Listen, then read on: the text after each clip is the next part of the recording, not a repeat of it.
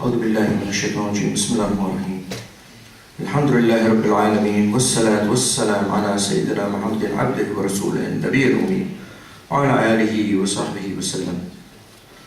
O servants of Allah, Anas radiallahu anhu reported after the death of Rasulullah sallallahu alayhi wa sallam, Abu Bakr said to Umar, let us visit Ayman radiallahu anha, as Allah's Messenger sallallahu alayhi wa sallam used to visit her. As we came to her, she wept. They said to her, what makes you weep? What is in store for the next world for Rasulullah is better than this worldly life. She said, I weep not because I am ignorant of the fact of that was in store for Rasulullah sallallahu alayhi wa sallam in the next world, but I weep because the revelation which came from on high has ceased. They admired her answer, which moved them both to tears, and they began to weep along with her.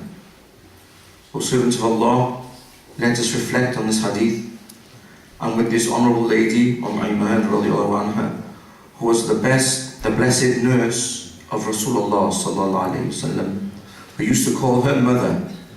Every time he looked at her, he used to say, this is what is left of my family. This honourable lady knew Allah subhanahu wa ta'ala and the value of revelation, and she knew the value of the Rasul sallallahu alayhi wa sallam. So she adored him. She knew the value of her deen, her religion, so she abided by it. And she knew the value of the Quran, so she recited it day and night. She wept when the revelation ceased to come to Rasulullah sallallahu alayhi wa sallam.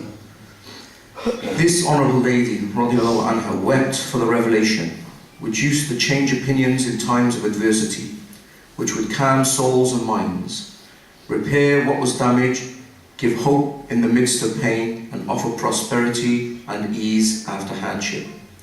She, radiallahu anha, wept for the stopping of revelation, which was a consolation and solace for the believers in all their affairs. O servants of Allah, the Sahaba radiallahu anhum, men and women, were more aware of the value of the Holy Quran than us. Of all the generations of this ummah, they understood the meaning of true happiness, which is only found in this great Quran. They lived their lives by the Quran. Before the Quran was revealed, they lived life in misery, hardship and loss. But when the Quran was revealed, they lived life happily, with peace of mind in the mercy of Allah subhanahu wa ta'ala. They were deeply saddened when revelation stopped. This Quran was the secret of their happiness. O servants of Allah, the companions, the Sahaba, tasted the sweetness of faith through the Holy Quran and realized its value, so they were drawn and occupied themselves with it.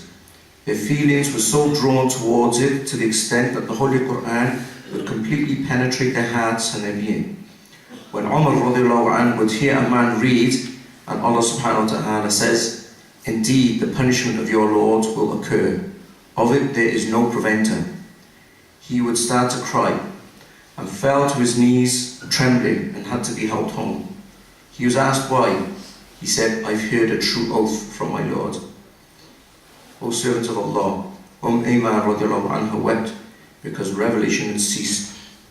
But for what? Allah subhanahu wa ta'ala says, rather man against himself will be a witness, even if he presents his excuses. I will not cite why they are weeping. Every one of us should ask his wife and family why they are weeping.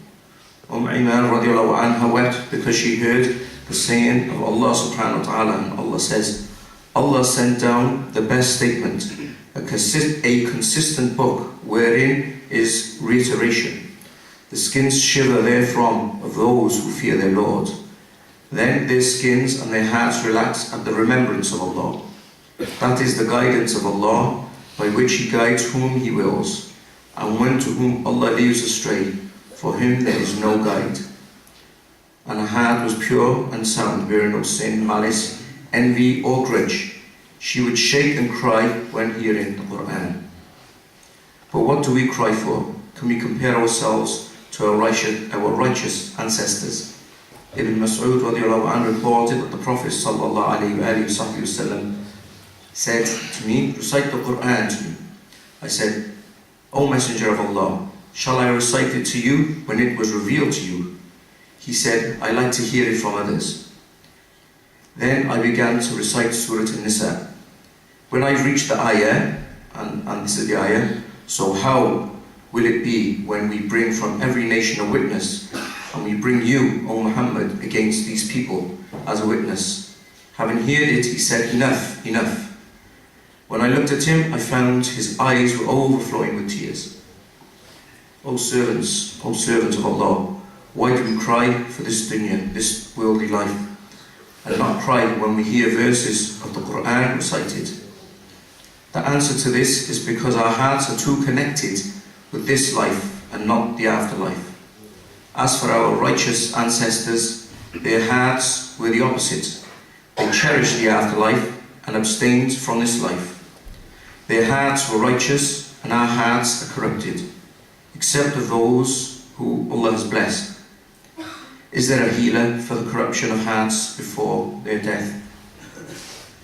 O servants of Allah, our salvation and success on the Day of Judgment is by the soundness of our hearts.